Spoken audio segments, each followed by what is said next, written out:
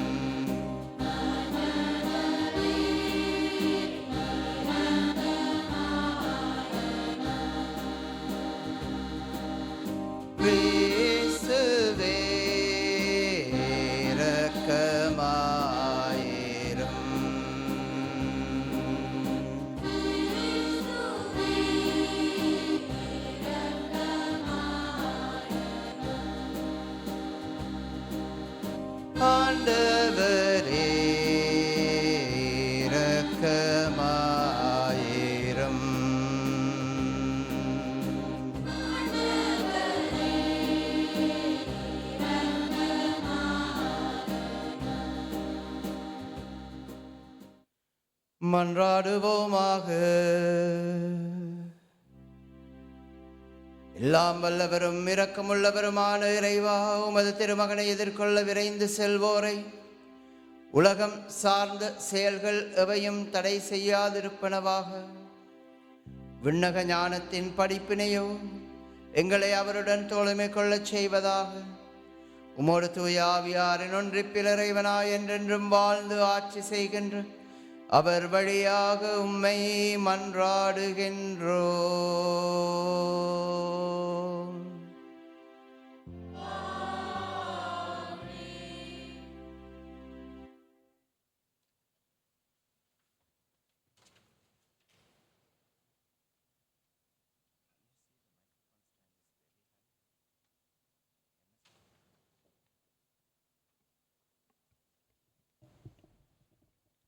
முதல் வாசகம்.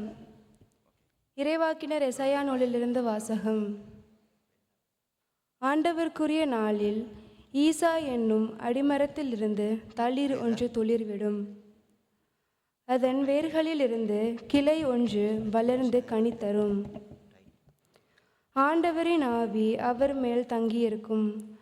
ஞானம், மெய்யுணர்வு, அறிவுரை திறன், ஆற்றல், நுண்மதி, ஆண்டவரை பற்றிய அச்ச உணர்வு இவற்றை அந்த ஆவி அவருக்கு அருளும். அவரும் ஆண்டவருக்கு அஞ்சி நடப்பதில் மகிழ்ந்திருப்பார். கண் கண்டதை கொண்டு மட்டும் அவர் நீதி வழங்கார். காதால் கேட்டதை கொண்டு மட்டும் அவர் தீர்ப்பு செய்யார். நேர்மையோடு ஏழைகளுக்கு நீதி வழங்குவார். நடுநிலையோடு நாட்டின் எளியோரது வழக்கை விசாரிப்பார். வார்த்தை எனும் கோலினால் கொடியோவரை அடிப்பார். உதட்டில் எழும் மூச்சினால் தீயோரை அழிப்பார். நேர்மை அவருக்கு அரைக்கச்சை, உண்மை அவருக்கு இடைக்கச்சை. அந்நாளில் ஓநாய் செம்மறியாட்டு குட்டியோடு தங்கியிருக்கும். அக்குட்டியோடு சிறுத்தை புலி படுத்து கொள்ளும். கன்றும் சிங்கக்குட்டியும் கொழுத்த காளையும் கூடி வாழும். பச்சிலம் குழந்தை அவற்றை நடத்தி செல்லும். பசுவும் கரடியும் ஒன்றாய் மேயும். அவற்றின் குட்டிகள் சேர்ந்து படுத்து கிடக்கும். சிங்கம் மாட்டை போல் வைக்கோல் தின்னும். பால் குடிக்கும் குழந்தை விரியன் பாம்பின் வலையில் விளையாடும். பால்குடி மறந்த பிள்ளை கட்டு விரியன் வலையினுள் தன் கையை விடும். என் திருமலை முழுவதிலும் தீமை செய்வார் எவரும் இல்லை. கேடு விளைவிப்பார் யாரும் இல்லை. ஏனெனில் கடல் தண்ணீரால் நிறைந்திருக்கிறது போல மண்ணுலகம் ஆண்டவராம் என்னை பற்றியே அறிவால் நிறைந்திருக்கும். அந்நாளில் மக்கள் இனங்களுக்கு சின்னமாய் விளங்கும் ஈசாயின் வேரை பிற இனத்தார் தேடி வருவார்கள்.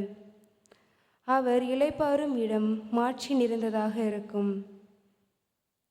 ஆண்டவர் வழங்கும் அருள்வாக்கு.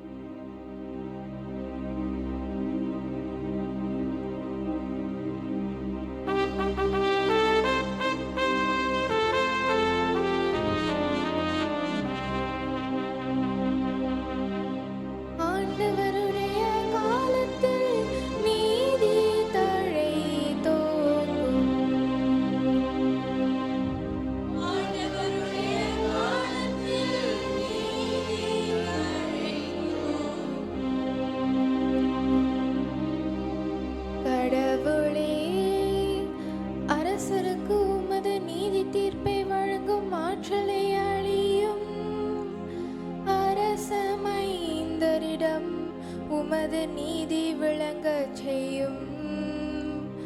அவரும் மக்களை நீதியோடு ஆழ்வாராக. உம்முடையவரான எளியோர்க்கு நீதி தீர்ப்பு வழங்குவாராக.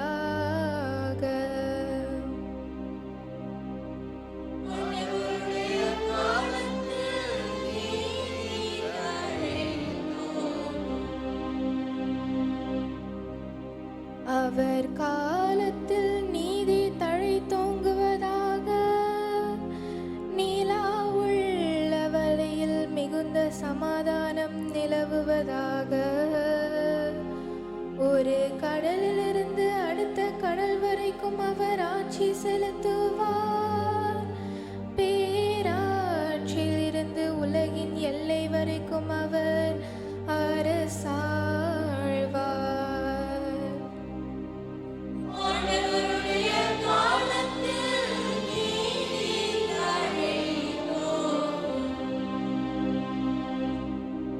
தம்மை நோக்கி மன்றாடும் ஏழைகளையும் திக்கற்ற எளியோரையும் அவர் விடுவிப்பார்.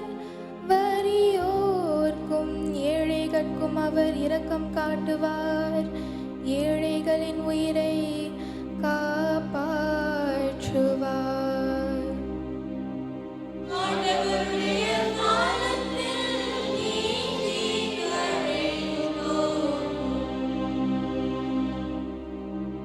அவர் பெயர் என்றென்றும் நிலைத்திருப்பதாக. கதிரவன் உள்ளவரையில் அவர் பெயர் நிலைப்பதாக. அவர் மூலம் மனிதர் ஆசி பெற விழைவராக. எல்லா நாட்டினரும் அவரை நற்பேறு பெற்றவர் என வாழ்த்துவராக.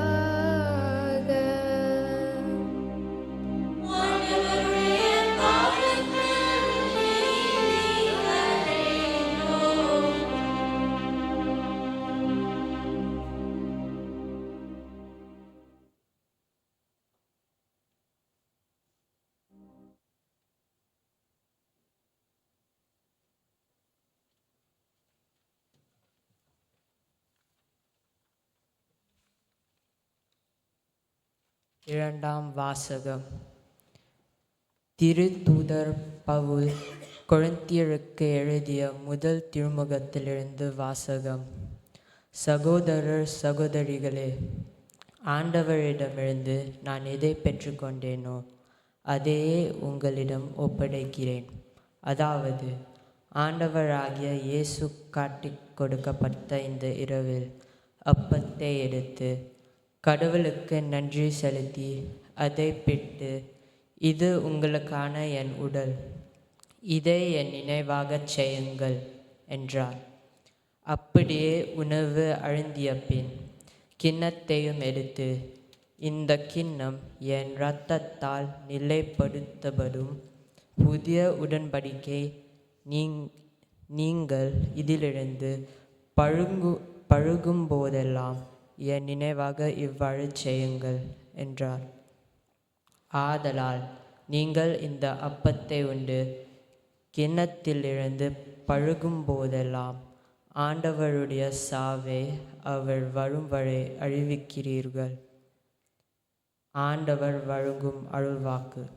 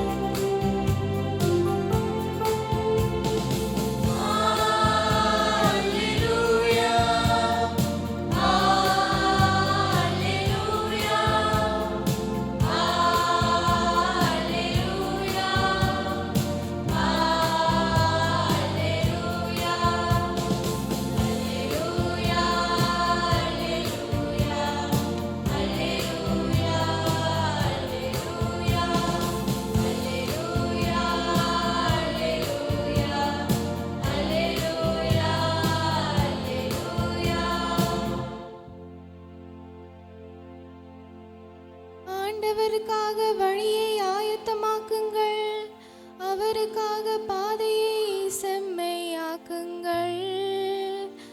மனிதர் அனைவரும் கடவுள் அருளும் மீட்பை காண்பர். அல்லேலூயா.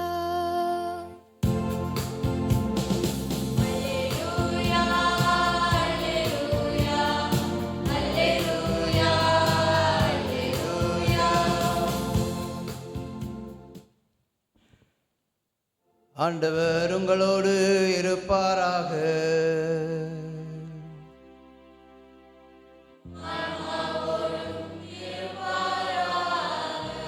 புனித மத்தேயு எழுதிய பரிசுத்த நற்செய்தியிலிருந்து வாசகம்.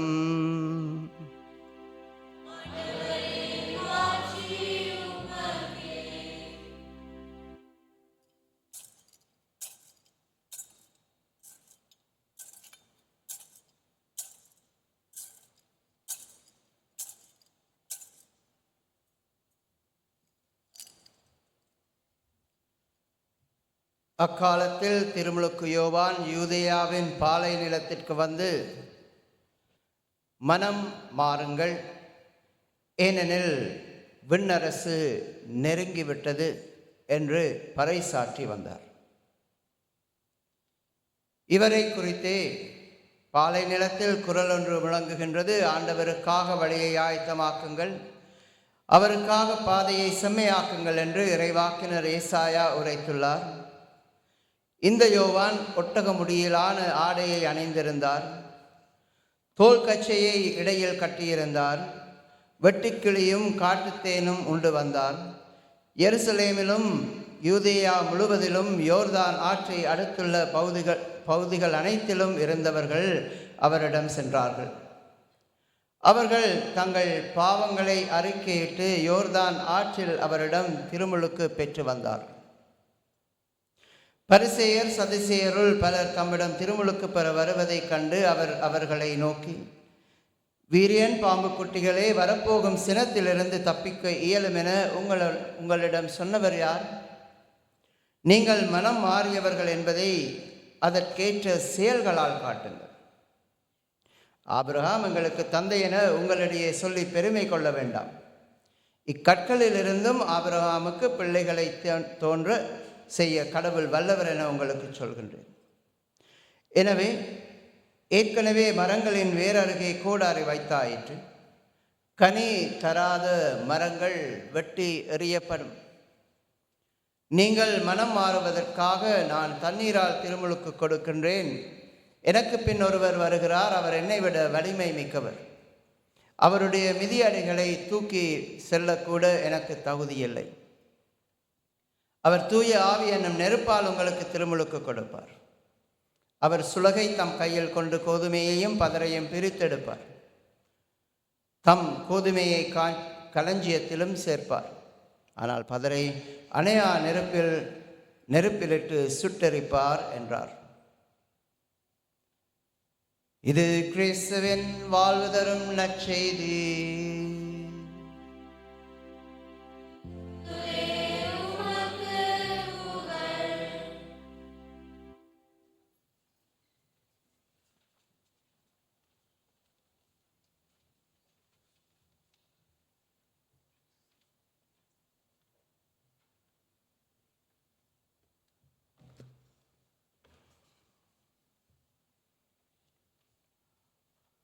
ஆபிரகாம் லிங்கன்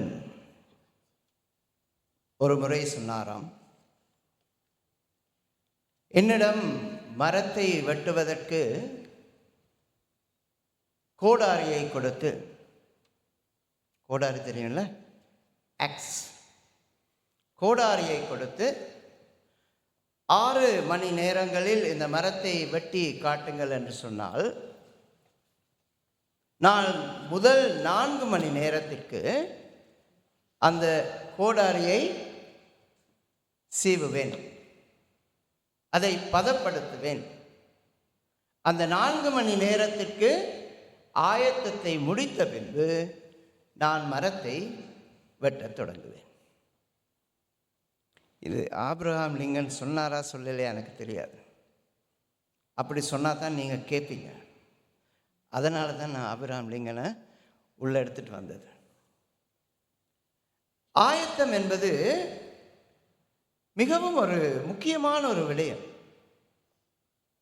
ஆனால் நம்ம எதற்கு ஆயத்தமாகின்றோம் என்று தெரியாமல் ஆயத்தப்படுத்தினால் ரொம்ப கஷ்டம்.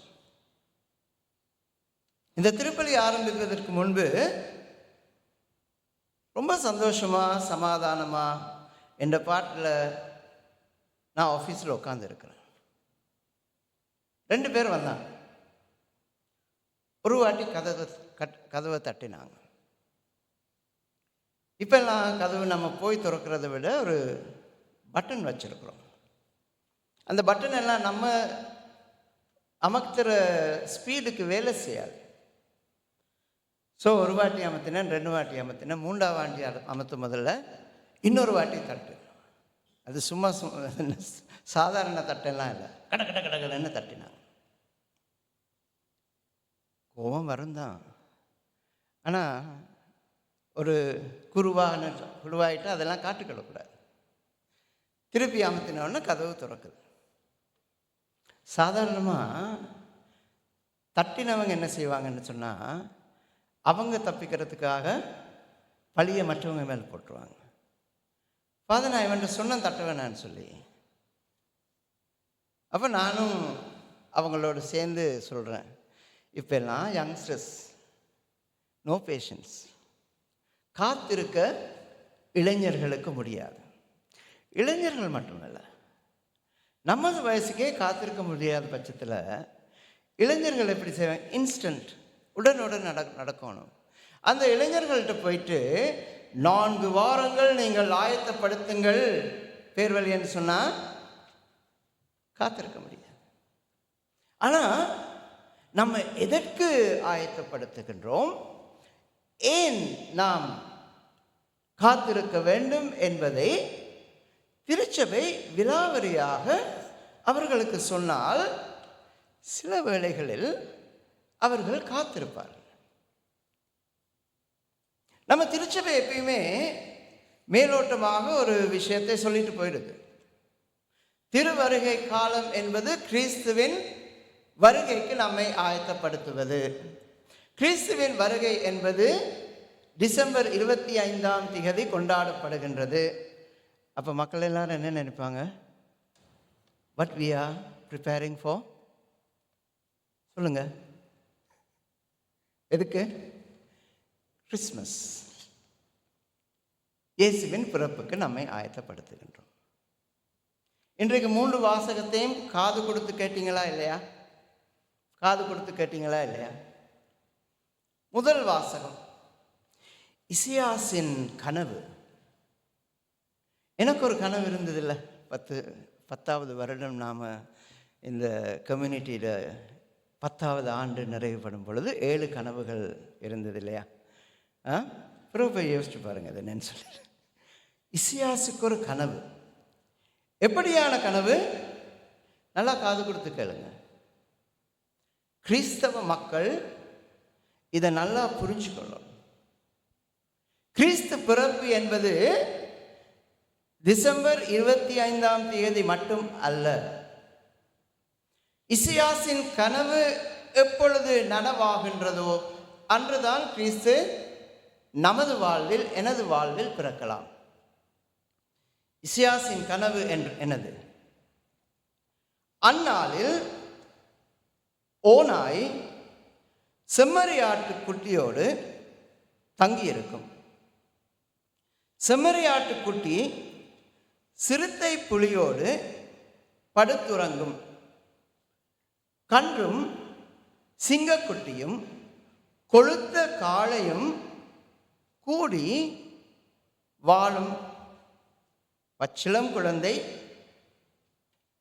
சிங்கக்குட்டியை, கொழுத்த காளையை நடத்தி செல்லும். பசுவும் கரடியும் ஒன்றாய் புல் மேயும். அவற்றின் குட்டிகள் சேர்ந்து படுத்து கிடக்கும். சிங்கம் மாட்டை போல் வைக்கோல் தின்னும். பால் குடிக்கும் குழந்தை வீரியன் பாம்பின் வலையில் விளையாடும். பால்குடி மறந்த பிள்ளை காட்டு விரியன் வலையினுள் தன் கையை விடும். என் திருமலை முழுவதிலும் தீமை செய்வோர் ஒருவரும் இருக்க மாட்டார்கள். இப்படி ஒரு பங்கு இருந்தா மக்கள் எல்லோரும் அன்பாக அந்யோன்யமாக ஒருவருக்கொருவர் உதவி செய்து ஒருவருக்கு ஒருவர் விட்டு கொடுத்து வாழும் ஒரு பங்கு இருந்தால், ஆஹா, அது வல்லவோ இன்பவனம். அப்படி ஒரு குடும்பம் இருந்தால் தாயும் தந்தையும் சண்டை பிடிக்காம, கரிச்சு கொட்டாம, ஏசாம, மிகவும் அன்பாக இருந்தால், பிள்ளைகள் 2 பேருக்கு இடையில அவ்வளவு அன்பு இருந்தால், சந்தோஷமாக இருந்தால், ஒரே செல்போனை வச்சு ஒரு 4 பசங்க விளையாடினால், ஒரு செல்போன் 4 செல்போனை வச்சு 4 நாடுகள்ல இருந்து விளையாடுறாங்க. அது வல்ல ஒற்றுமை. இசையாசின் இந்த ஏக்கம், இந்த கனவு, இந்த காட்சி இயேசு உண்மையில் நமது மத்தியில் இருந்தால், இதுல நீங்க பார்த்தீங்கன்னு சொன்னா இசையா சொல்லல, மக்களும் அன்போடு சமாதானத்தோடு இருந்தால் எவ்வளவு அழகாக இருக்கும். சில நேரத்தில் நம்ம வாழ்க்கையில் டென்ஷன் வர்றது நமக்கு இருக்கிற பிரச்சனையால் அல்ல, சுற்றி வர டென்ஷன் ஏற்படுத்திடுவாங்க. அவங்களும் நல்லா இருக்க மாட்டாங்க, நம்மளையும் சந்தோஷமாக இருக்க விட மாட்டாங்க. எதற்கு நாம் ஆயத்தம் செய்கின்றோம்? எதற்கு இவ்வளவு கஷ்டப்பட்டு 25வது நாள் வரும் மட்டும் நாம் பார்த்திருக்கின்றோம்? திருச்சபை 3 நிலைகளிலே ஆயத்தம் செய்ய நம்மை அழைக்கின்றது. முதல் வாசகம் எப்படி ஆரம்பிக்கின்றது? ஈசாய் என்னும் அடிமரத்திலிருந்து தளிர் ஒன்று வரும்.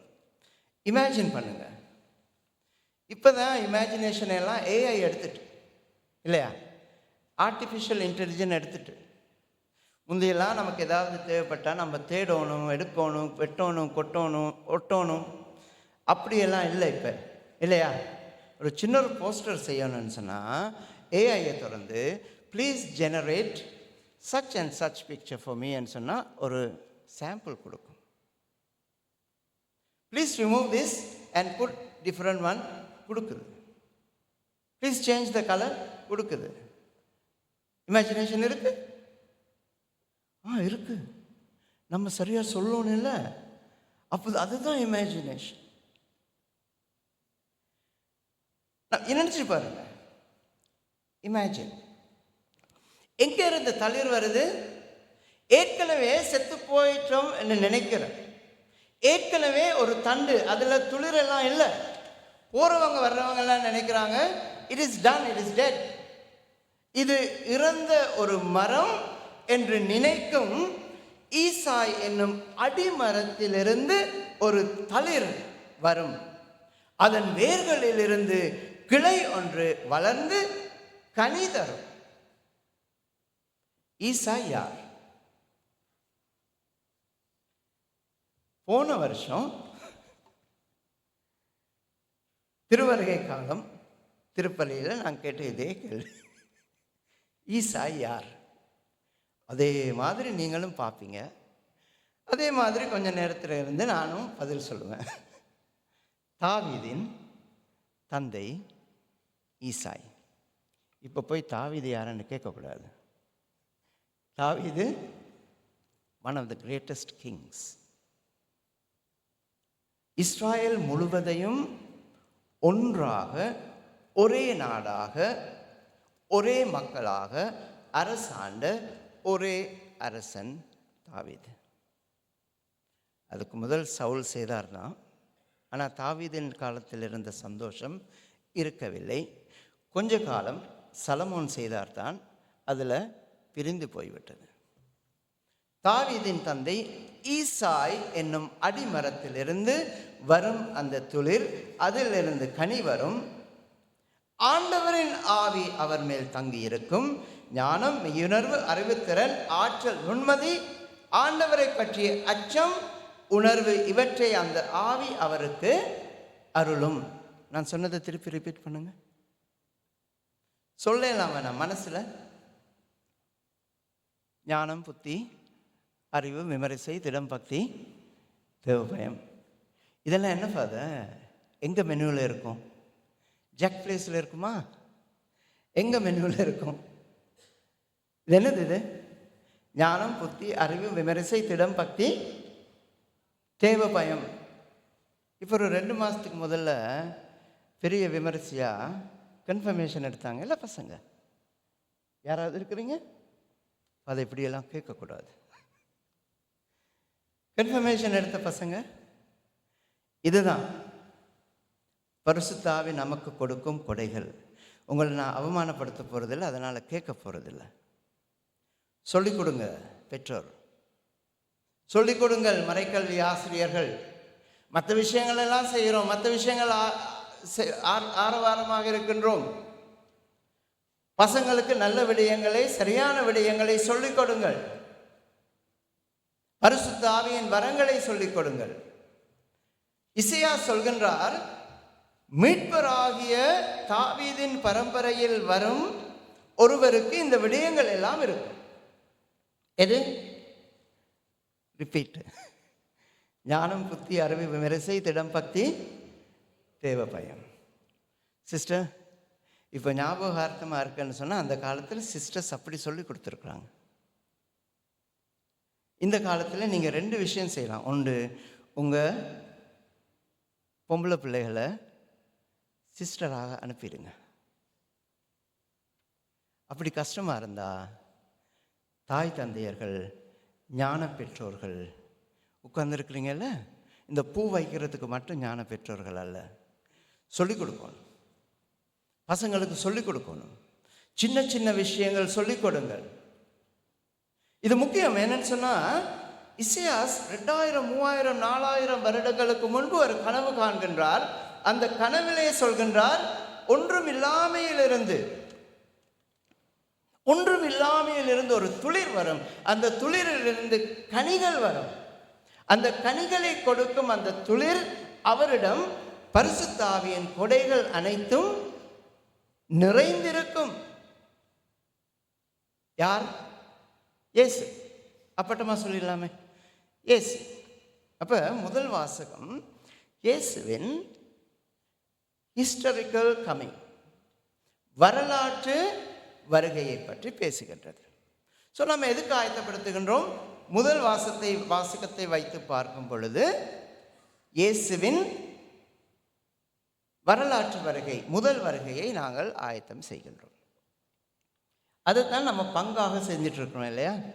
வீடுகளுக்கு கரலிங் போகிறோம், உங்களுக்கு நட்சத்திரங்கள் கொடுக்கின்றோம், உங்களுக்கு கேண்டில்ஸ் கொடுக்கின்றோம். இது இயேசுவின் வரலாற்று வருகையை ஆயத்தம் செய்வதற்காக. இன்றைய நற்செய்தி வாசகம் மிகவும் ஒரு அருமையான வாசகம்.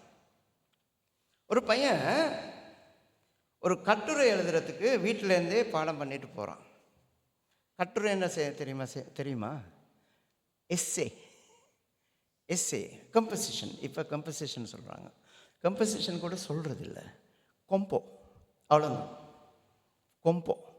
அதுக்காக அவன் பாடம் பண்ணிட்டு போகிறான். ஒரு பசுவை பற்றி பாடம் பண்ணிட்டு போகிறான். பசு என்ன செய்யும், பசு எப்படி இருக்கும். அங்கே போய் பார்த்தா தென்னை மரத்தை பற்றி ஒரு கொம்போ எழுத சொல்லிட்டானுங்க. இவன் பார்த்தான், என்னடா பசுவை பற்றி நம்ம பாடம் பண்ணிட்டு போகிறோமே, தென்னை மரத்தை பற்றி கம்போசிஷன் எழுத சொல்லியிருக்கிறாங்களே, என்ன செய்யலாம்? அப்பெல்லாம் ஏஐ இல்லை, அவனே நினைப்பான். அவன் நினைத்து சொல்கின்றான், ஒரு தோட்டம், சேகர் இருக்கிறாரா, ஒரு தோட்டம், அந்த கொசுவை பற்றி சொன்னீங்கல்ல, ஒரு தோட்டம், அந்த தோட்டத்தில் ஒரு தென்னை மரம். அந்த தென்னை மரத்தின் அடியில் ஒரு கயிற்று பசு கட்டப்பட்டு இருந்தது. அந்த பசு அப்பா அவன் கம்போசிஷன் ஃபுல் ஆகிட்டு அடுத்த ½ அன் ஹவர் அந்த பசுவை பற்றி எழுதிட்டு வச்சுட்டு முடிஞ்சிடா சாமி, ரொம்ப சந்தோஷமாக போயிட்டான். இன்றைய சுவிசேஷத்தை வாசிப்பவர்கள் யோவான் வீரியன் பாம்பு குட்டிகளே மனம் திரும்புங்கள், அது இது நம்ம இமேஜினேஷன் அங்கெங்கெல்லாம் போகும். யோசிச்சு பாருங்க, யோசிச்சு பாருங்க. ரொம்ப சிம்பிள். முதல் வாசகம் திருமுழுக்கு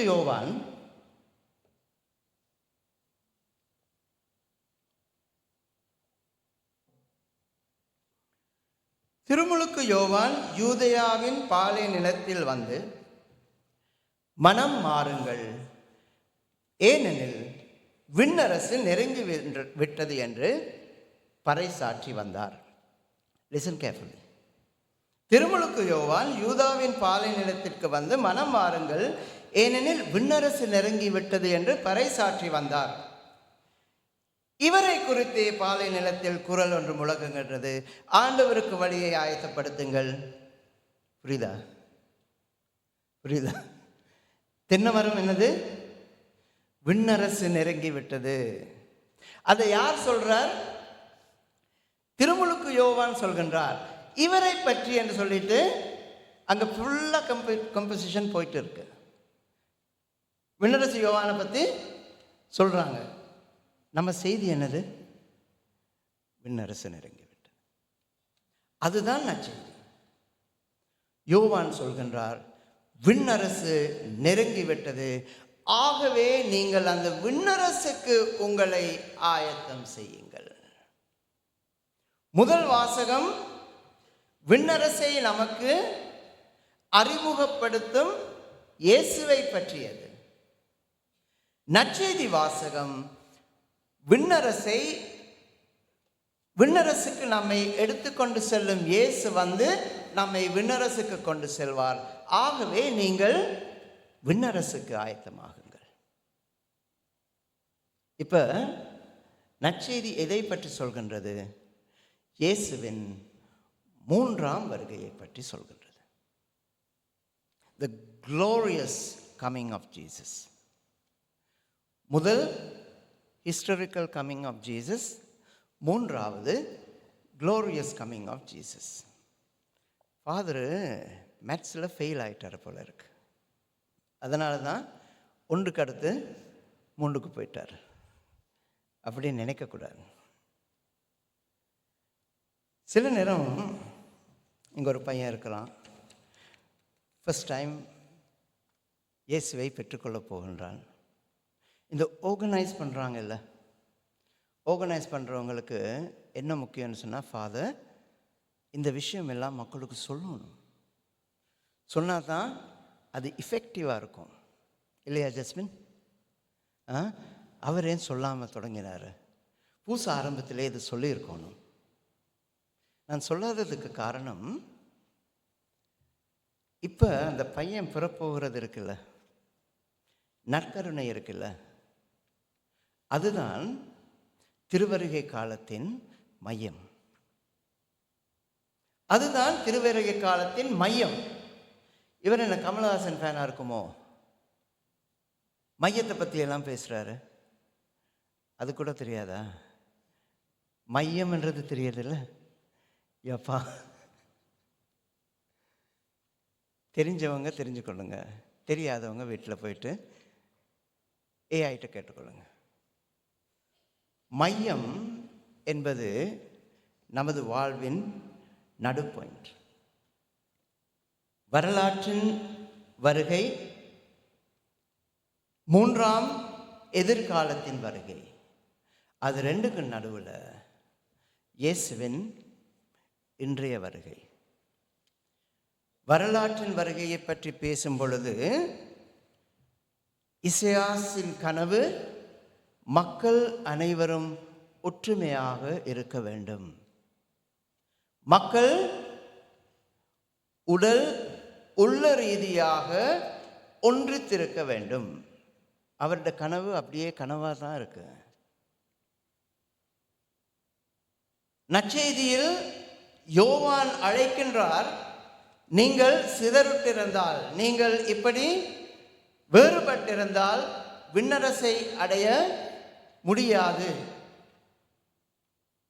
பிரசன்ட் இயேசுவின் தற்போது வருகையை பற்றி இன்றைய 2ஆம் வாசகம் நமக்கு தெரிவிக்கின்றது. புனித பவுல் கொரிந்தியருக்கு எழுதிய நிருபத்தில் பவுல் அடிகளார் சொல்கின்றார், ஆண்டவரிடமிருந்து பெற்றுக்கொண்டது எதுவோ அதையே நான் உங்களிடம் ஒப்படைக்கின்றேன். ஆண்டவராகிய இயேசு காட்டிக் கொடுக்கப்பட்ட அந்த இரவில் அப்பத்தை எடுத்து கடவுளுக்கு நன்றி செலுத்தி அதை பிட்டு, இது உங்களுக்கான என் உடல், இதை என் நினைவாக செய்யுங்கள் என்றார். இந்த நேரத்தில் நீங்கள் ப்ரொஜெக்ட் பண்ணணும், அப்போ தான் நல்லாயிருக்கும். Thank you pastor. பரவாயில்ல. இது திருப்பலியை பற்றி எழுதப்பட்ட முதல் விடை. அப்படி இருக்கட்டும் கண்ணா, ரொம்ப கஷ்டப்பட்டு கேட்டு வாங்கியிருக்கிறேன். பரவாயில்ல, it's okay, you can cancel it. திருப்பலியை பற்றி எழுதப்பட்ட முதலாவது விடயம் மாற்கு, லூக்காஸ், அருளப்பர், வேறு யாரு, மத்தேயு அல்ல. திருப்பலியை பற்றி எழுதப்பட்ட முதல் மடல் கொரிந்தியருக்கு எழுதிய நிருபம். இதை பாருங்க, திருச்சபையின் ஆணிவேர், திருச்சபையின் ஃபவுண்டேஷன். ஆங்கிலத்தில் சொல்லுவாங்க சோர்ஸ் அண்ட் சமிட். சோர்ஸ்ன்னு சொன்ன என்ன தெரியுமா? ஊரில் எல்லாம் போர் சொல்லுவாங்கல்ல. என்னது போர்ன்னு சொன்னா? Tube well, borewell அடிப்பாங்கல்ல. போர்வெல் அடித்து அங்கேருந்து ஊற்று வரும் இல்லையா? திருச்சபையின் உயிரின் ஊற்று சோர்ஸ் அண்ட் சமிட். திருச்சபையின் உச்சம் திருப்பலி. அந்த திருப்பலியை பற்றி முதல் முறையாக எழுதப்பட்ட ஆவணத்தில்,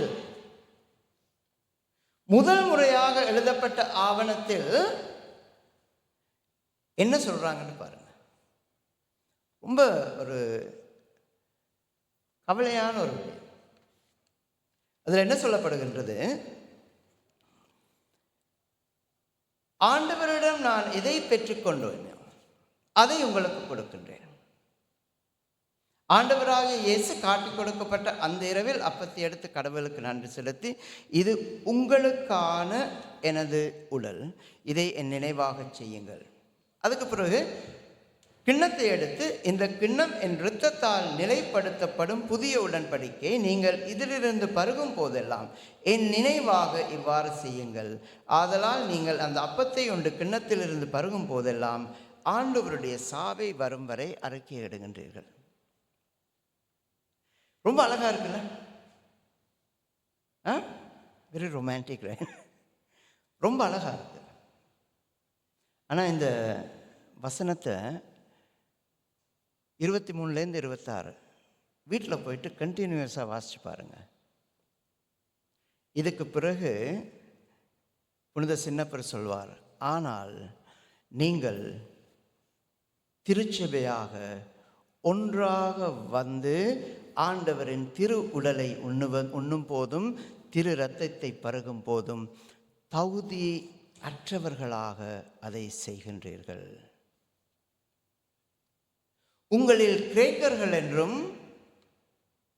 யூதர்கள் என்றும் விசுவாசிகள் என்றும் அவிசுவாசிகள் என்றும் பணக்காரர்கள் என்றும் ஏழைகள் என்றும் நீங்கள் பிரிவுபட்டிருக்கின்றீர்கள். இயேசு இறந்து 50 ஆண்டுகளுக்குள்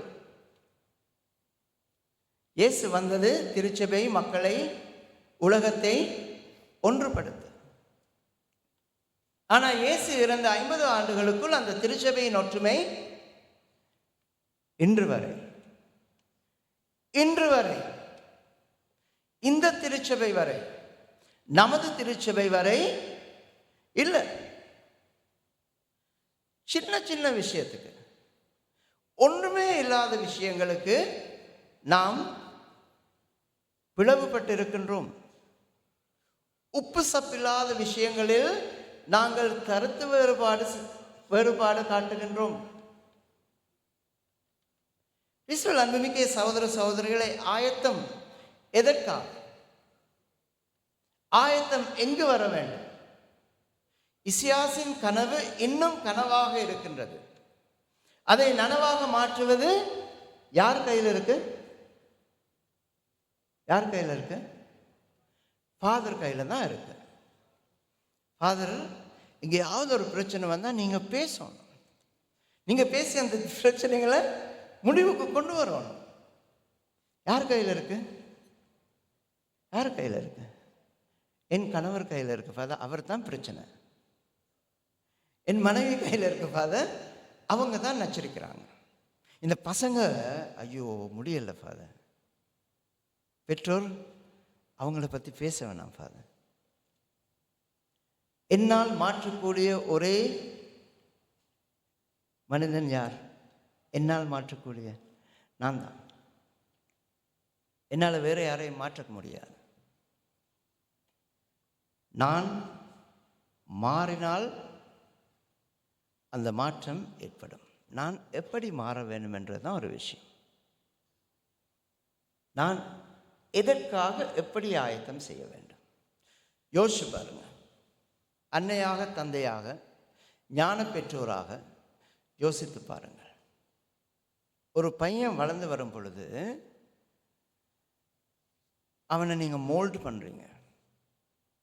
எத்தனையோ பேர் கேட்பீங்க, டேய் பெரியவனாகணும்னு நீ எப்படி வரணும் கேட்குறீங்கல்ல. டாக்டர் ஆகணும், ரொம்ப சந்தோஷப்படுவீங்க. நீ எப்படி வரணும்? என்ஜினியர் ஆகணும், ரொம்ப ப்ரௌடாக இருக்கும். நர்ஸ் ஆகணும், டீச்சர் ஆகணும். யாராவது ஒரு பையன் தப்பித்தவரை நான் ஒரு நல்ல கிறிஸ்தவனாக வேண்டும் என்று சொன்னால் என்ன சொல்லுவோம்? விதண்டாவாதம் எல்லாம் பண்ணக்கூடாது. நீ என்னவா மாறும்? அவன் அந்த ஐடியாவை விட்டு வேறு ஏதாவது நம்ம நினைச்சதை சொல்ல மாட்டோம், அவனை விட மாட்டோம். எத்தனை டீச்சர்ஸ் இருப்பீங்கல்ல இங்கே, ஆசிரியர்கள்? Any teachers? No. Any catechists? No. Any godparents? கையெல்லாம் ரொம்ப ஸ்லோவாக தான் போகும். Any godparents? இப்போ பாருங்கள், எனி பேரண்ட்ஸ் பார்த்தீங்களா? எப்பயாவது உங்கள் பசங்க நான் நல்லொரு கிறிஸ்தவனாக மாற வேண்டும் சொல்லியிருக்காங்களா? ஏன் சொல்லலை? யாராவது பசங்கள்கிட்ட நீங்கள் போயிட்டு நல்லொரு கிறிஸ்தவனாக மாறுன்னு சொல்லியிருக்கீங்களா? சொல்லியிருக்கோமா? இல்லை. நம்ம அப்பா கூட சொன்னதில்லை. நல்ல ஃபாதர் அப்பா சொல்லியிருக்கிறார். God bless their soul. நல்ல குருவாகன்னு சொல்லியிருக்கிறாரு. நல்ல கிறிஸ்தவனாக மறை ஆசிரியராக சொல்லியிருக்கிறார். மறை ஆசிரியராக அது அவங்க சொல்லி ஆகணும் இல்லையா? கேட்டகிஸ், இப்போ கேட்டகிஸ் எல்லாம் சொல்கிறாங்களோ தெரியல, சொல்லணும். That is your duty. That's what you are for. நல்ல கிறிஸ்தவனாக நீங்கள் மாற வேண்டும் என்று உங்கள் குழந்தைகளுக்கு சொல்லுங்கள். அதற்காகத்தான் நாங்கள் ஆயத்தம் செய்கின்றோம். வரலாற்று கிறிஸ்துவை வரவேற்கின்றோம், எதிர்கால கிறிஸ்துவுக்கு நம்மை ஆயத்தம் செய்கின்றோம். அப்படியானால் இன்று நான் ஒரு நல்ல கிறிஸ்தவனாக வாழாவிட்டால் அது கனவாகவே இருக்கும், அது நனவாக மாறாது. இன்று அந்த பையன் இயேசுவை பெற்றுக்கொள்ளும் பொழுது, முதல் முறையாக இயேசுவை பெற்றுக்கொள்ளும் பொழுது எவ்வளவு ஆசையாக பெற்றுக்கொள்கின்றான், அதை அவன்கிட்ட தான் கேட்கணும். ஒரு காலத்தில் நம்ம எல்லாம் பெற்றுக்கொள்ளும் பொழுது அது ஒரு பெரிய ஒரு கொண்டாட்டம். வெளி உலகத்தில் அல்ல, உள்ளார்ந்த. அது பெற்றுக்கொண்ட முதல் நாள் ஒரு ஆர்வம் இருக்கும், ஒரு சந்தோஷம் இருக்கும். அடுத்து ஒரு 15 நாட்களுக்கு பெற்றுக்கொள்ள வேண்டும் என்று ஒரு ஏக்கம் இருக்கும். எனக்கு யாரு மேலேயும் ஸ்பெஷல் அட்ராக்ஷன் இல்லை. ஆனால் நான் உங்களுக்கு இன்று சொல்கின்றேன், நமது கோயிலில் எத்தனையோ குழந்தைகள் இயேசுவை முதல் முறை பெற்றுக்கொண்டார்கள். இப்போ ஒரு 2-3 மாதத்துக்கு முதல்ல 2 மலையாள சமூகத்தை சேர்ந்த சிறுவர்களும் பெற்றுக்கொண்டார்கள். அந்த பெற்றுக்கொண்ட நாளிலிருந்து அந்த 2 சிறுவர்களும் மாதக்கணக்காக ஒவ்வொரு நாளும் திருப்பலியில் வந்து பங்கு பெறுகிறார்கள். நான் அதை பற்றி ஒன்றும் சொல்ல விரும்பலை. மண்டே ஈவினிங் மாஸ் நீங்கள் வந்து உட்காந்துருங்க. அந்த கோர்னரில் பையனும் பொண்ணும் வந்து உட்காந்துருப்பாங்க. அம்மா வந்தால் அம்மாவோட அந்த கோர்னரில் பையனும் பொண்ணும் உட்காந்துருப்பாங்க. அப்பா வந்தால் அப்பாவோட அந்த பையனும் பொண்ணும் உட்காந்துருப்பாங்க. 2 பேரும் வரலையா, அந்த பையனும் பொண்ணும் மட்டும் தனியாக வந்து உட்கார்ந்திருப்பார்கள். வந்து பாருங்க, உங்களுக்கு தெரியும். இயேசுவை முதல் முறையாக பெற்றுக்கொண்ட அந்த ஆர்வம் அன்றோடு அவர்களுக்கு முடியவில்லை. அவர்களை பார்க்கும் பொழுது எனக்கு சில நாட்களில் அழுகையாக இருக்கும், சில நாட்களில் ஏக்கமாக இருக்கும். அழுகை, இப்படியெல்லாம் இந்த காலத்தில் உட்கார்ந்துருக்கிறாங்களா? I am not lying. The last bench, that place always. Sunday அவங்க அங்கே இருக்க மாட்டாங்க, என்ன சொன்னால் க்ரௌட் ஆகிடும். ஏக்கமாக இருக்கும். நம்ம பசங்களும் தானே பெற்றுக்கொள்கிறாங்க, நம்மளும் தானே இவனுங்களை ஆயத்தப்படுத்துகிறோம், நம்மளும் தானே எடுத்து சொல்கிறோம். Why not? ஏன் அந்த ஆசை? ஏனென்று சொன்னால், நான் உட்பட குழந்தைகளை நாம் கொண்டாட்டத்திற்குத்தான் ஆயத்தப்படுத்துகின்றோம், இயேசுவை பெற்றுக்கொள்ள அல்ல. இயேசுவை நாங்கள் உண்மையாக பெற்றுக்கொண்டிருந்தால், கிறிஸ்துவில் அன்புமிக்க சகோதர சகோதரிகளே, நமது வாழ்வு வித்தியாசமானதாக இருக்கும். மீண்டும் போய் இசையாஸ் வாசியுங்கள்.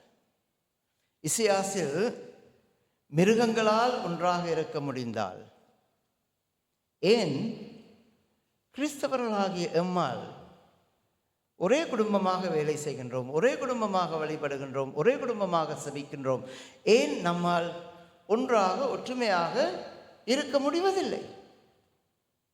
It is not possible father. அது ரொம்ப கஷ்டம். ஆக்சுவலி இசையாஸின் கனவு அல்ல. படைப்பில் எவ்வாறு மக்கள் மிருகங்கள் இருந்தார்களோ அதுதான் அவர் கனவு. மீண்டும் நாங்கள் புதுப்படைப்பாக மாற வேண்டும். இதே கனவு இயேசு 40 நாட்கள் சோதிக்கப்பட்ட பின்பு ஒரு நற்செய்தியாளர் சொல்வார், இயேசு மிருகங்களோடு சமாதானமாக இருந்தார். பாசிபிள், முடியும். நான் சரியான ஆயத்தம் செய்தால் கிறிஸ்து பிறப்பு நாளில் நாம் ஒவ்வொருவரும் இயேசுவாக மாற முடியும். ஒவ்வொருவரும் இயேசுவாக மற்றவர்களை ஏற்றுக்கொள்ள முடியும், அன்பு செய்ய முடியும். இந்த வரத்தை இன்றைய திருப்பலியிலே வேண்டி மன்றாடுவோம். தந்தை, மகன், தூய ஆவியாரின் பெயராலே ஆமென்.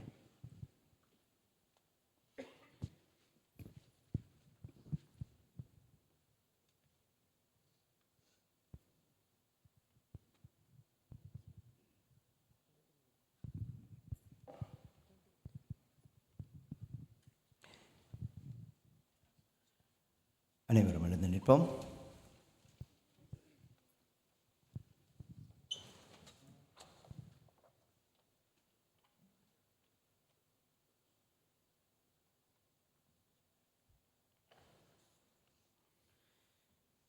அன்புமிக்க சகோதர சகோதரிகளே, இறை அன்பின் வழியாக நாம் புது வாழ்வு பெற்று கிறிஸ்துவோடு வாழுமாறு புனித திருமுழுக்கில் நாம் அவரோடு அடக்கம் செய்யப்பட்டுள்ளோம். ஆகவே தன்னை ஆயத்தப்படுத்தி இவ்வேளையில் இந்த சிறுவன் இயேசுவை விசுவசிப்பதாகவும் இறைவனை விசுவசிப்பதாகவும் கத்தோலிக்க திரு அவையை விசுவசிப்பதாகவும் சாத்தானை விட்டுவிடுவதாகவும் வாக்குறுதி அளிக்கப் போகின்றார். ஆகவே அவரது பெற்றோரை, ஞான பெற்றோரை நாம் வினவுவோம்.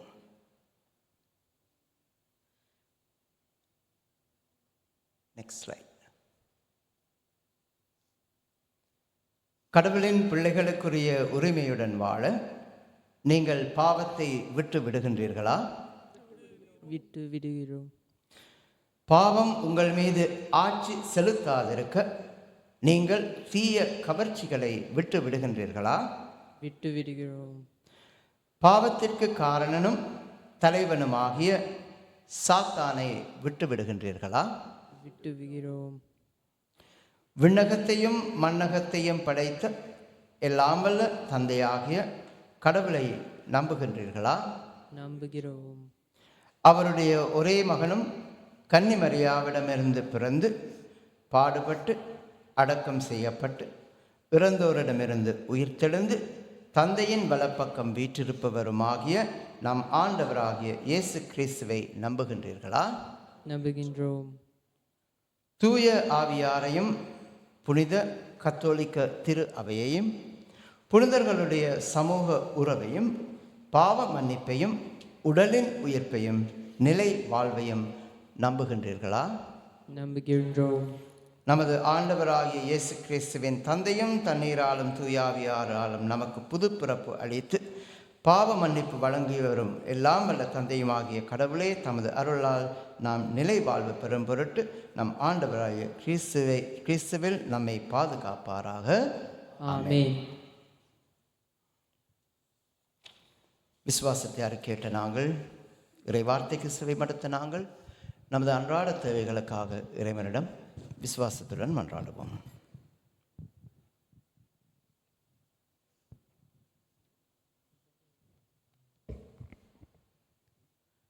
அன்பு தந்தையே இறைவா, எம் திருத்தந்தை, ஆயர்கள், குருக்கள் மற்றும் பொதுநிலையினர் அனைவரையும் நிறைவாய் ஆசீர்வதிக்க வேண்டி இறைவா உம்மை மன்றாடுகிறோம். ஆண்டவரே, எங்கள் மன்றாட்டை கேட்டருளும். எங்கள் தந்தையே இறைவா, சிறுவர்களாகிய எங்களை தூய ஆவின் கொடைகளால் நிரப்ப வேண்டி இறைவா உம்மை மன்றாடுகிறோம். எல்லாம் வல்ல இறைவா, எங்கள் மன்றாட்டை கேட்டருளும். மகிமையின் தேவனே இறைவா, இந்த திருவருகை காலத்தை நாங்கள் சரியான முறையில் பயன்படுத்தி கொள்ள வேண்டிய ஞானத்தை அருள வேண்டும் என்று இறைவா உம்மை மன்றாடுகிறோம். எல்லாம் வல்ல இறைவா, எங்கள் மன்றாட்டை கேட்டருளும். அன்பின் இறைவா, நாங்கள் எங்கள் வாழ்வில் நல்ல சிந்தனைகளையும் நற்செயல்களிலும் விசுவாச வாழ்விலும் நிலைத்து நிற்க வருமருள வேண்டும் என்று இறைவா உம்மை மன்றாடுகிறோம். எல்லாம் வல்ல இறைவா, எங்கள் மன்றாட்டை கேட்டருளும். சற்று நேரம் மௌனமாக நாம் நமது சொந்த கருத்துக்களுக்காக மன்றாடுவோம்.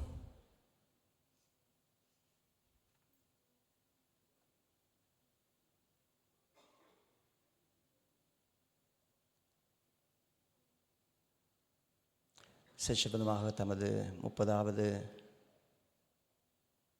குருத்துவ ஆண்டு நிறைவை கொண்டாடும் அருட்தந்தை ஜோய் அவர்களை நினைத்து அவர்களுக்காக நன்றியுறுதலுடன் மன்றாடுவோம்.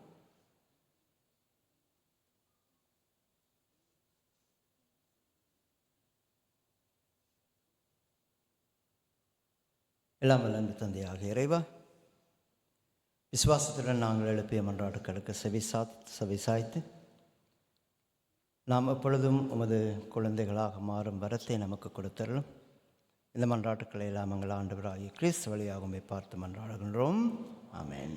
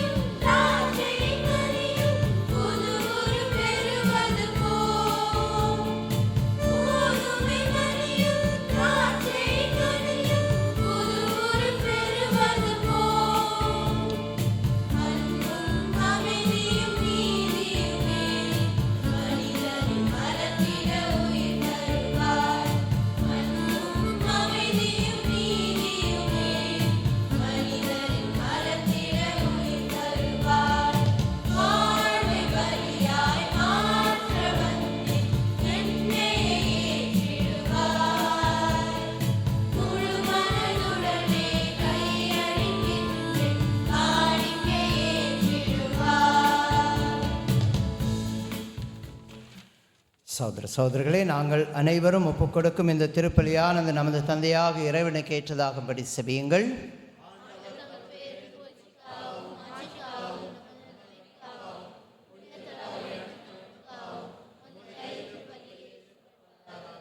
ஆண்டவரே, எங்கள் தாழ்மையான வேண்டுதல்களுக்கு காணிக்கைகளுக்கும் உமக்கு மன நிறைவளிக்க உம்மை வேண்டுகின்றோம். உம்மிடம் மன்றாட போதுமான தகுதியற்ற எங்களுக்கு உமது அருளினால் உமது இரக்கத்தின் பாதுகாப்பை எப்பொழுதும் அருள்வீராக. எங்கள் ஆண்டவராகிய கிறிஸ்து வழியாக உம்மை மன்றாடுகின்றோம்.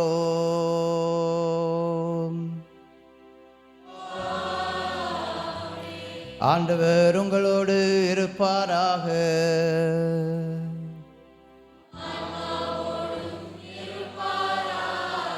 இதயங்களை ஆண்டவரிடம் எழுப்புங்கள்.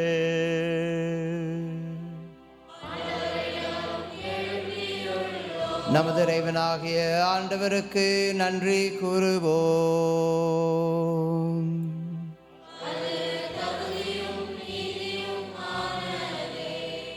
ஆண்டவரே, தூயவரான இறைவா, என்றும் வாழும் எல்லாம் வல்ல தந்தையே, எங்கள் ஆண்டவராகிய கிறிஸ்து வழியாக என்னாலும் அவ்விடத்திலும் நாங்கள் உமக்கு நன்றி செலுத்துவது மெய்யாகவே தகுதியும் நீதியுமாகும். எங்கள் கடமையும் மீட்புக்குரிய செயலுமாகும். கிறிஸ்து தம்மையை தாழ்த்தி உடலெடுத்து முதன்முறை வந்த பொழுது தொடக்கத்திலிருந்தே நீர் வகுத்த திட்டத்தை நிறைவேற்றி முடிவில்லா மீட்பின் வழியை மீண்டும் எங்களுக்கு திறந்து வைத்தார். எனவே அவர் மறுமுறை தம் மாண்புக்கு உரிய மாட்சியுடன் வரும் பொழுது இறுதியில் வெளிப்படும் நீர் வாக்களித்த மீட்பை உமது கொடையென பெற்றுக்கொள்வோம். அதை நாங்கள் இப்பொழுது விழிப்பாயிருந்து துணிவுடன் எதிர்பார்க்கின்றோம். ஆகவே வானதூதர் முதன்மை வானதூதரோடும் அரியணையில் அமர்வோர் தலைமை தாங்குவோரோடும் வான்படைகளின் அணிகள் அனைத்தோடும் சேர்ந்து நாங்கள் உமக்கு ஆட்சியை புகழ்ந்து பாடி முடிவின்றி சொல்வதாவது: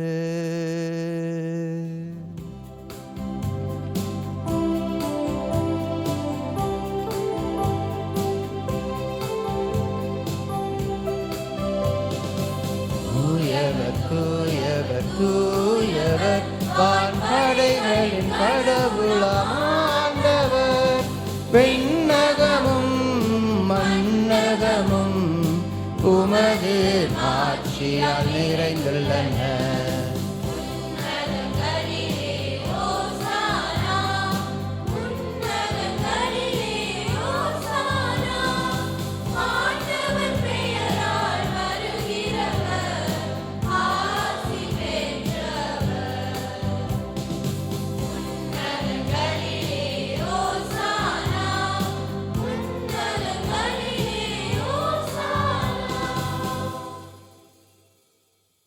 ஆண்டவரே, நேர்மையாகவே தூயவர், தூய்மைகள் அனைத்திற்கும் ஊற்று.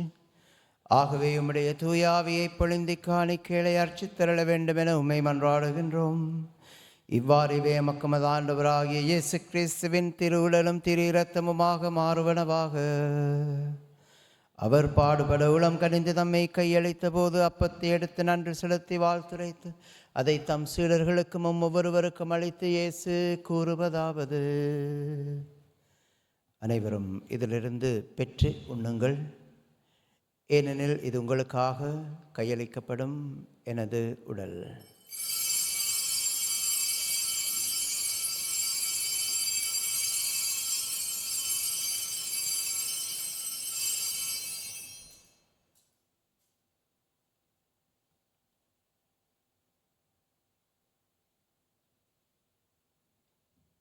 அவ்வண்ணமே இரவு விருந்தை அருந்திய பெண் கிண்ணத்தையும் எடுத்து நன்றி செலுத்தி வாழ்த்துரைத்து அதை தம் சீடர்களுக்கும் ஒவ்வொருவருக்கும் அளித்து இயேசு கூறுவதாவது: அனைவரும் இதிலிருந்து பெற்று பருகுங்கள், ஏனெனில் இது புதிய நித்திய உடன்படிக்கைக்கான எனது இரத்தம். இது பாவ மன்னிப்புக்கென்று உங்களுக்காகவும் எல்லோருக்காகவும் சிந்தப்படும். இதை எனது நினைவாக செய்யுங்கள்.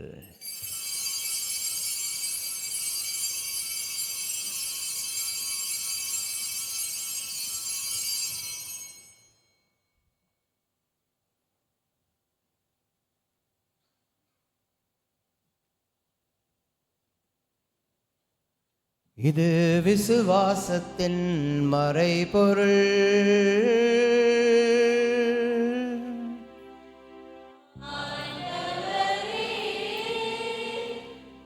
நீர் வருமளவும் உமது இறப்பினை அறிக்கையிடுகின்றோம், உமது உயிர்ப்பினையும் எடுத்துரைக்கின்றோம். ஆகவே இறைவா, நாங்கள் கிறிஸ்துவின் இறப்பினையும் உயிர்ப்பினையும் நினைவு கூர்ந்து வாழ்வு தரும் அப்பத்தையும் மீட்பளிக்கும் கிண்ணத்தையும் நன்றி அறிதலுடன் நமக்கு ஒப்புக் கொடுக்கின்றோம். உமது திருமுன் நின்று ஊழியம் புரிய தகுந்தவர்கள் என நீரமை ஏற்றுக்கொண்டு எனவே உமக்கு நன்றி செலுத்துகின்றோம். மேலும் கிறிஸ்துவின் உடலிலும் இரத்தத்திலும் பங்கு கொள்ளும் எங்களை தூய ஆவியானவர் ஒன்று சேர்த்தருள வேண்டுமென உம்மை தாழ்மையுடன் மன்றாடுகின்றோம். இறைவா, உலகெங்கும் பரவியிருக்கும் உமது திரு அவையை நினைவு கூர்ந்தருளும். எங்கள் திருத்தந்தை சிங்கராயர், எங்கள் ஆயர் வில்லியம், எல்லா திரு நிலையினராகிய அனைவரோடும் உமது திரு அவை அன்பின் நிறைவை அடையச் செய்தருளும். மேலும் உயிர்த்தலும் எதிர்நோக்குடன் துயில் கொள்ளும் உமது சகோதர சகோதரிகளையும் இறந்தோர் அனைவரையும் இரக்கத்துடன் நினைவு கூர்ந்து உமது திருமுக ஒளியினுள் ஏற்றுக்கொள்ளும். எங்கள் அனைவர் மீதும் இரக்கமாயிரும். இறைவனின் கன்னித்தாயாகிய புனித மரியாள், அவருடைய கணவரான புனித யோசேப்பு, புனித திருத்தூதர்கள், இவ்வுலகில் உமக்கு உகந்தவராக இருந்தோராகிய புனிதர்களாகிய அனைவரோடும் நாங்கள் நிலைவாழ்வை பங்கு கொள்ளும் தகுதி பெற்று உமது திருமகன் இயேசு கிறிஸ்து வழியாக உம்மை புகழ்ந்தேத்தும் வரமருள உம்மை மன்றாடுகின்றோம். இவர் வழியாக இவரோடு இவரில் எல்லாம் வல்ல இறைவனாகிய தந்தையே, தூய ஆவியாரின் ஒன்றிப்பில் எல்லா புகழும் ஆட்சியும் என்றென்றும் உமக்கு உரியதே.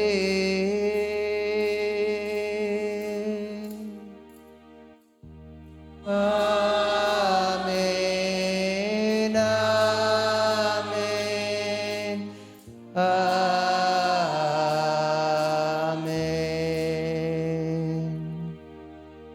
மீட்பரின் கட்டளையால் கற்பிக்கப்பட்டு புனித தேவ படிப்பினையால் பயிற்சி பெற்ற நாம் துணிந்து செபிப்போம்.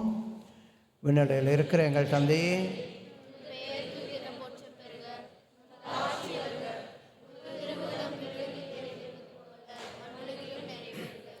எங்கள் அன்றாட உணவை இன்று எங்களுக்கு தாரும். எங்களுக்கு எதிராக குற்றம் செய்வோரை நாங்கள் மன்னிப்பது போல எங்கள் குற்றங்களை மன்னியும். எங்களை சோதனைக்குட்படுத்தாதையும் தீமையிலிருந்து நம்மை விடுவித்தருளும். ஆண்டவரே, தீமைகள் அனைத்திலிருந்தும் நம்மை விடுவித்த நமது வாழ்நாளில் சமாதானத்தை கனிவுடன் அருள உம்மை மன்றாடுகின்றோம். உமது இரக்கத்தின் உதவியால் நாங்கள் பாவத்திலிருந்து எப்பொழுதும் விடுதலை பெற்று யாதொரு கலக்கமுமின்றி நலமாயிருப்போமாக. நாங்கள் நம்பியிருக்கும் பேரின்ப வாழ்வையும் நமது மீட்பராகிய இயேசு கிறிஸ்துவின் வருகையை மகிழ்ச்சியுடன் எதிர்பார்த்து காத்திருக்கின்றோம். ஆண்டவராகிய இயேசு கிறிஸ்துவே, சமாதானத்தை உங்களுக்கு பெற்றுச் செல்கின்றேன், என் சமாதானத்தை உங்களுக்கு அளிக்கின்றேன் என்று உமது அப்போஸ்தலர்களுக்கும் இன்று ஒவ்வொருவருக்கும் நீர் மொழிகின்றீரே. நீர் நமது பாவங்களை பாராமல் நமது திருச்சபையின் விசுவாசத்தை கண்ணோக்கி அந்த திருச்சபைக்கும் நமது குடும்பங்களுக்கும் நமது நாட்டிற்கும் நமது பங்கிற்கும் சமாதானத்தையும் ஒற்றுமையும் தந்தருள்ள திருவிழம் கொள்வீராக. என்றென்றும் வாழ்ந்து ஆட்சி செய்கின்றவர் நீரே. ஆண்டவருடைய சமாதானம் உங்களோடு என்றும் இருப்பதாக. இறையேசுவின் அன்பையும் சமாதானத்தையும் ஒருவருடன் பகிர்ந்து கொள்வோம்.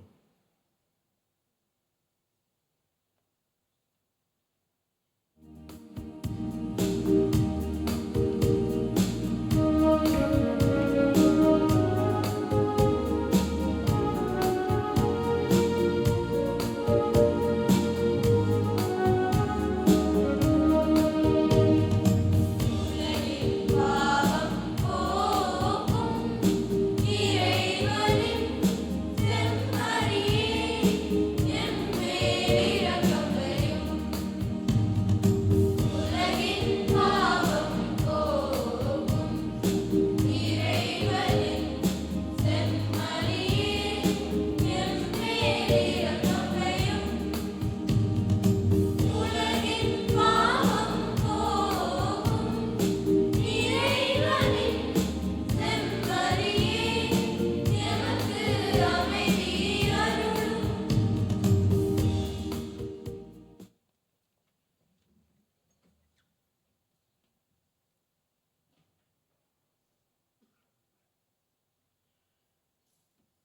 இதோ இறைவனின் செம்மறி, இயேசுவின் இரண்டாம் வருகை. மத்தியில் ஒவ்வொரு நாளும் எழுந்தருளி வரும் கிறிஸ்து இவரது வருகைக்காக நம்மை ஆயத்தம் செய்யும். இவரை தகுதியான முறையில் பெற்றுக்கொள்ளும் நாம் ஒவ்வொருவரும் அனைவரும் பேறு பெற்றவர்கள். ஆண்டவரே, தேவரீர் என்னிடத்தில் எழுந்தருள நான் தகுதியற்றவன், ஆனால் ஒரு வார்த்தை மட்டும் சொல்லியறலும் எனது ஆன்மா நலமடையும். கிறிஸ்துவின் திருவுடலும் திரு இரத்தமும் நமக்கு நிலை வாழ்வை தருவனவாக. ஆமென்.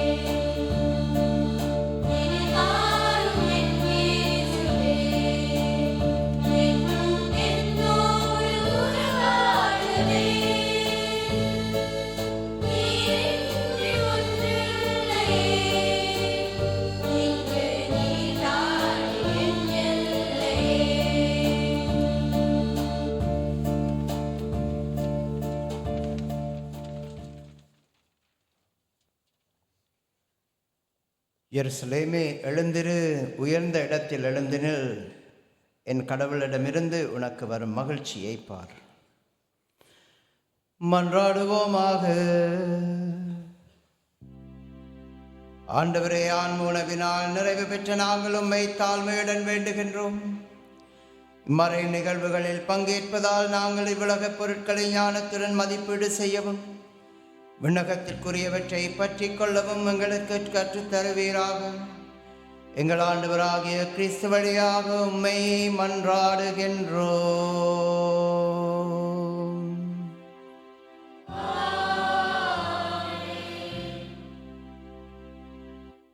ஒரு சில அறிவித்தல்கள். உட்காருங்க, பரவாயில்ல. கரல்ஸ் ஏற்கனவே ஆரம்பித்தாகிவிட்டது. ரெண்டாவது தேதியிலிருந்து போயிட்டுருக்கு. அதில் பங்கேற்க விரும்புபவர்கள் ஒவ்வொரு நாளும் 6:30 முதல் பிஃபோர் 6:30 குபியோ காப்பாக்கு வந்தால் நீங்கள் பங்கு பெறலாம். வரும் பொழுது முடிஞ்ச மட்டில் சிவப்பு ஆடையில் வாருங்கள். இதில் புதுமை என்னன்னு சொன்னால் எல்லா கலரும் இருக்குது, சிவப்பு மட்டும் இல்லை. ரொம்ப சோகமாக இருக்குது. தாய் தந்தையரே முடிஞ்ச மட்டில் ஒரு சோப்பு டிஷர்ட் வாங்கி கொடுத்துருங்க பசங்களுக்கு. நோயல், சோபா, ஒரு சோப்பு டிஷர்ட் வாங்கி கொடுத்துருங்க. முடிந்தவர்கள் வந்து பங்கு பெறுமாறு உங்களை அன்புடன் தாழ்மையுடன் கேட்டுக்கொள்கின்றோம். இது போதுமா? ஓகே. கேலண்டர்ஸ் சாதாரணமாக நம்ம கால்குலேஷன் எரர் இருக்காது. ஆனால் போன வருஷம் 250 அடித்தோம், ரொம்ப மிச்சமாக இருந்தது. இந்த வருஷம் 250 அடித்தோம். அதே ஃபேமிலிஸ் தான், ஆனால் ஆல்மோஸ்ட் ஃபினிஷ்.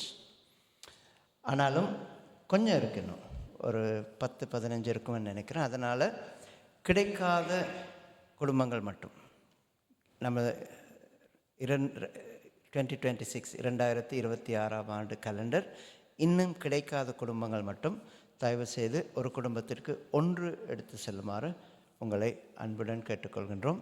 அதை ஏன் எடுத்து போகணும்னு சொன்னால், இல்லை நமக்கு வேறு கேலண்டர் எல்லாம் கொடுப்பாங்க என்று சொல்லாதீங்க. இதில் நல்ல நாள் பெருநாள் எல்லாம் போட்டிருக்காது, பெருநாள் போட்டிருக்கோம். நல்ல நாள் போட்டிருக்காது, பெருநாள் போட்டிருக்கோம். நம்ம தமிழ் குடும்பத்தில் செய்கிற நிகழ்ச்சிகள் போட்டிருக்கோம், திருப்பலி இன்ஃபர்மேஷன் போட்டிருக்கோம். அதனால் தயவு செய்து ஒவ்வொரு தமிழ் குடும்பத்திலும் ஒரு கேலண்டர் இருந்தால், ஒரு நாட்காட்டி இருந்தால் நல்லாயிருக்கும். தயவு செய்து எடுத்துகிட்டு போங்க. சிஸ்டருக்கு கொடுக்காட்டி தயவு செய்து யாராவது சிஸ்டர் கொண்டு கொடுத்துருங்க. அதோடு சேர்த்து நம்ம அட்வென்ட் திருவருகை காலத்திற்கு 2-3 விடயங்கள் நம்ம செஞ்சிட்ருக்குறோம். முதல் வாரம் ஜெஸ்ஸே ட்ரீ செய்ய சொல்லி நான் கேட்டேன் இல்லையா? இன்றைக்கு ஜெஸ்ஸேன்னு சொன்னால் யாருன்னு கண்டுபிடிச்சிட்டிங்கல்ல? ஸோ ஜெஸ்ஸே யாருன்னு தெரியும். அதனால் ஜெஸ்ஸே ட்ரீ என்பது இயேசுவின் பரம்பரையை நாங்கள் தியானிப்பதற்கு 25 நாட்களுக்கு ஒரு உதவியான விடயமாக இருக்கும். ஸோ ஜெஸ்ஸே ட்ரீ எப்பொழுது இயேசுவின் பரம்பரை எங்கேருந்து ஆரம்பிக்குதுன்னு சொன்னால் ஆதாம் ஏவாள்லேருந்து ஆரம்பிக்குது. ஸோ நீங்கள் கிறிஸ்மஸ் ட்ரீ அலங்கரிக்க வேணும்னு சொன்னால் ஜெஸ்ஸே ட்ரீ செஞ்சீங்கன்னு சொன்னால் கிறிஸ்மஸ் ட்ரீ அலங்கரிக்க லேசாக இருக்கும். உதாரணம், ஆதாம் முதல் நாள். ஆதாமுக்கு நம்ம எதை ஒரு சிம்பாலிக், ஒரு சின்னமாக காட்ட முடியும்? என்ன செய்கிறது? இன்னும் அதைத்தான் நம்ம யோசிச்சுட்ருக்குறோம். ஆப்பிள் பாவத்தின் சின்னம், ஆனால் அது ஒரு சின்னம். ஆப்பிள் சின்னமாக இருக்கும். நோவாக்கு என்ன சின்னம்? வேலை. ஸோ அந்த மாதிரி அந்த சின்னங்கள் ஒவ்வொன்றையும் நீங்கள் செய்து அந்த ட்ரீயில் தொங்க வைக்கலாம். கொஞ்சம் க்ரியேட்டிவாக. எல்லாத்தையுமே ஏஐட்ட விடாதீங்க. ஏஐட்ட சொல்லி நீங்கள் டிசைன் பண்ணி அதை பிரிண்ட் பண்ணி நீங்கள் கலர் அடித்து தொங்க விடலாம். அப்போ 25ஆவது நாள் வரும் பொழுது உங்களுக்கு ஒரு கிறிஸ்மஸ் ட்ரீ கிடைக்கும், அழகான கிறிஸ்மஸ் ட்ரீ கிடைக்கும். அது ஒன்று. ரெண்டாவது, வீடுகளில் திருவருகை கால மலர் வளையம் வைக்கிறதுக்கு நம்ம போன வாரம் மெழுகுதிரி கொடுத்தோம் இல்லையா? வெள்ளத்தில் நமக்கு பாதிப்பு இல்லைன்னு நினைக்கலாம். நீங்கள் பார்த்தீங்கன்னு சொன்னால் சுற்றி எங்கேயாவது ஒரு இடத்துல நமக்கு பாதிப்பு வருது. அது ஸ்ரீலங்காவில் தான், தாய்லாண்டில் தான், இந்தோனேஷியாவில் தான். நீங்கள் நினைக்கிறீங்கல்ல மலேசியாவில் தான். மெழுகுதிரி போதாதுன்னு சொல்லிவிட்டு நான் மெழுகுதிரி ஆர்டர் பண்ணியிருந்தேன். ஆனால் வெள்ளத்தால் மலேசியாவில் ஒரு பாதை பிளாக் பண்ணதால் நமக்கு அந்த மெழுகுத்திரி வந்து சேரலை. ஸோ எல்லா விதத்திலையும் எல்லோருமே பாதிக்கப்படுகின்றோம். அதனால் முதல் இது செஞ்சுடுங்க, மலர் வளையம் ஒன்று செஞ்சுருங்க, மெழுகுத்திரி இருக்கிறவங்க செஞ்சுருங்க. முடிஞ்சால் இந்த வாரத்தில் வந்து நான் ஒரு மெசேஜ் போடுறேன் ஏஏல, வாங்காதவர்கள் வந்து வாங்கிக்கொள்ளுங்க. மற்றது செய்தி இதுதான், அந்த தென்னைமரம் பசு செய்திருக்கள், அதுபோல் செய்தி இதுதான். நம்ம டைரெக்டாக பாதிக்கப்படாவிட்டாலும் நமது மக்கள் பாதிக்கப்படுகின்றார்கள். யாரோ ஒரு ஆள், உங்களுக்கு தெரிஞ்சது யாரோ ஒரு ஆள் பாதிக்கப்படலாம். அதனால் தயவு செய்து மன்றாடுங்கள். வெள்ளத்தால் பாதிக்கப்பட்ட மக்களுக்காக மன்றாடுங்கள். அதுதான் நம்மளால் செய்யக்கூடிய பெரிய உதவி. சரியா? ஆடம்பர செலவுகளை விட்டுட்டு மக்களை பற்றி கொஞ்சம் யோசிச்சு பாருங்கள். அது சைடாக ஒரு மெசேஜ். இந்த வாரம் ஜெஸ்ஸேட்ரி திருவருகை கால மலர் வளையம், அது நீங்கள் போன வாரமே செஞ்சுருப்பீங்க. இந்த வாரம் உங்களோட வீடுகளில் ஒரு நட்சத்திரம் நீங்கள் தொங்க வைக்கணும். இப்போ நான் எங்கள் ஃபாதர் நட்சத்திரம் செய்கிறது ரொம்ப கஷ்டமாக இருக்கும். மைண்ட் வாய்ஸ் கேட்டதால், எப்பயோ கேட்டுட்டு இந்த மைண்ட் வாய்ஸ் கேட்டதால் ஒரு குடும்பத்திற்கு 1 வீதம் ரொம்ப எல்லாம் கஷ்டப்பட்டு நம்ம இந்த ஸ்டாரை கொண்டு வந்திருக்கிறோம். ஒரு 4-5 ஃபேமிலி பயங்கர உற்சாகம் கொடுத்து கடைசியாக ஸ்டார் கொண்டு வந்திருக்கிறோம். ஒரு குடும்பத்திற்கு 1 நட்சத்திரம் வீதம் தயவு செய்து எடுத்து செல்லுமாறு உங்களை அன்புடன் அழைக்கின்றோம். அந்த ஸ்டாருக்குள்ளே ஒரு லைட் போடலாம், அந்த லைட்டை பற்ற வைக்கலாம். அதை பார்க்கும் பொழுது மற்றவர்களுக்கு நீங்கள் எதையோ எதிர்பார்த்து காத்திருக்கின்றீர்கள் என்பது தெரியும். அது இயேசுவாக இருக்கலாம், வீட்டு சமாதானமாக இருக்கலாம், பங்கில் சமாதானமாக இருக்கலாம், தமிழ் குடும்பத்தில் சமாதானமாக இருக்கலாம், உலக சமாதானமாக இருக்கலாம். எதிர்பார்த்து செபியுங்கள், காத்திருங்கள், ஒரு நட்சத்திரத்தை தொங்க விடுங்கள். சரியா? உங்கள் வீட்டு பக்கம் நான் போனால் I will take a look, பார்ப்பேன் தொங்க விட்டுட்டாங்களான்னு சொல்லிட்டு. உள்ள லைட் போடலாம். அதுக்காக ராத்திரிக்கு மெசேஜ் எல்லாம் போட்டு ஃபாதர் ஸ்டாரு கொடுத்தாங்க, இந்த லைட்டை கொடுக்க மறந்துட்டாங்க சொல்லக்கூடாது. சரியா? அது நீங்களாக செய்யணும். DIY, do it yourself. நத்தார் பண்டிகை கொண்டாடுவதற்காக கிறிஸ்மஸ் மாஸ், விஜில் மாஸ் 24 மணிக்கு புனித கிளாரா மண்டபத்தில் நடைபெறும். அதே போல் இந்த வருடம் முதல் முறையாக நமது புனித சம்மனசுகளின் ராக்கினி ஆலயத்தில் முதல் முறையாக புத்தாண்டு திருப்பலி நம்ம ஒப்பு கொடுக்க போகின்றோம். ஜனவரி மாதம் முதல் நாள் 12 மணிக்கு, ராத்திரியெல்லாம் இல்லை. ராத்திரி இங்கே பெரிய கவுண்டவுன் எல்லாம் செய்கிறாங்க. அதனால் ராத்திரி இல்லை, பகல் 12 மணிக்கு நம்ம புத்தாண்டு திருப்பலி ஒப்பு கொடுக்க போகிறோம். ரொம்ப பசிக்கும் இல்லை ஃபாதர், பிரியாணி போடுவோம். அதனால் பூசைக்கு வாங்க, பூசைக்கு வந்து கொண்டாடுங்க. அதுக்கப்புறம் நம்ம பிரியாணி சாப்பிட்டு கொண்டாடலாம். 5வது இளைஞர்களின் ஒரு ஆர்வமான ஒரு செயல், அனைத்து வீடுகளுக்கும் ஒரு கிறிஸ்மஸ் கார்டு அனுப்பணும்னு சொல்லிட்டு ஒவ்வொரு இளைஞர்களும் முயற்சி எடுக்கின்றார்கள். தயவு செய்து பெற்றோர்களாகிய நீங்கள் அவங்களுக்கு ஒரு உதவிக்கரம் நீட்ட வேண்டும். எப்படி செய்யலாம்?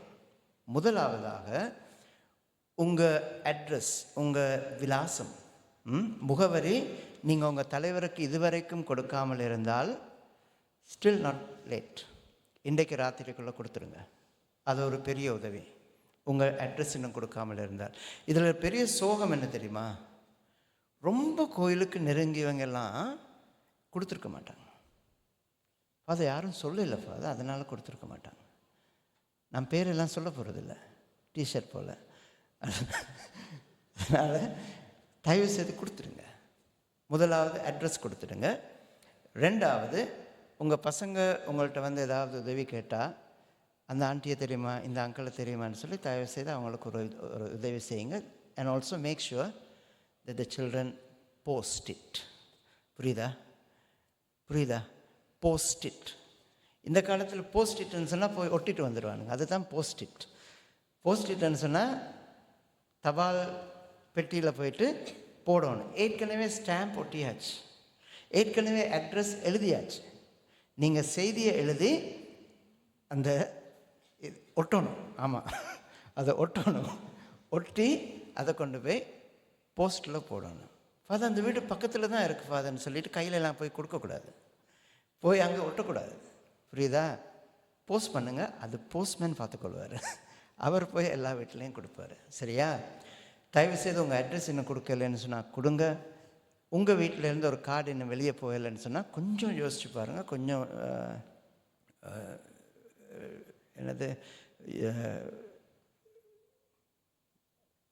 வசனம் வருதில்லை திடீர்னு, கொஞ்சம் எக்ஸாம் பண்ணி பாருங்கள், கார்டு வந்ததா கொடுக்கலன்னு சொல்லிட்டு. எப்படி ஒவ்வொரு வீட்டிலேருந்து ஒரு கார்டு போய் ஆகணும். சரியா? முடியாத பட்சத்தில் ஒரு கார்டு வாங்கி நீங்கள் கூட அனுப்பலாம். ஓகேயா? வேறு ஏதாவது விட்டுட்டேன்னா? வேறு ஏதாவது விடலை? சரி. திருப்பலி முடிய முதல்ல விசேஷமாக புது நன்மை வாங்கிய பெற்றோர் பையன், ஞான பெற்றோர், போன வாரம் இந்த வாரம் தமது பிறந்த நாட்களை கொண்டாடும் மக்கள், போன வாரம் இந்த வாரம் தமது திருமண நிறைவு நாட்களை கொண்டாடும் மக்கள். எக்ஸால் 2 சர்டிஃபிகேட் கொடுத்துருக்குறாங்க. அந்த சர்டிஃபிகேட் பிரகாரம் தமது 25வது திருமண நிறைவு நாட்களை கொண்டாடும் அந்த 2 தம்பதியரையும் நான் கடைசி ஆசீர்வாதத்திற்கு முன்னே வருமாறு அன்புடன் அழைக்கின்றேன்.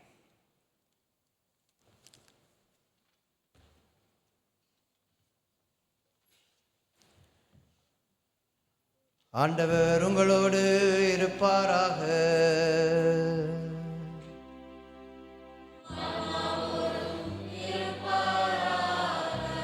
எல்லாம் வல்ல அன்பு தந்தையாகிய இறைவன், தந்தை மகன் தூயாவி உங்களை ஆசீர்வதித்து பாதுகாத்து வழி நடத்துவாராக.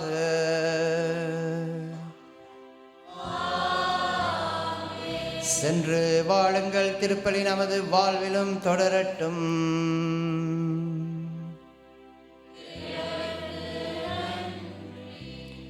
ஜஸ்ட் சிலுவை அடையாளத்தினாலே எங்கள் சத்துருக்களிடமிருந்து எங்களை ரட்சித்துக் கொள்ளும் எங்கள் சர்வேஸ்வரா தந்தை மகன் தூயாவியாரின் பேராலே.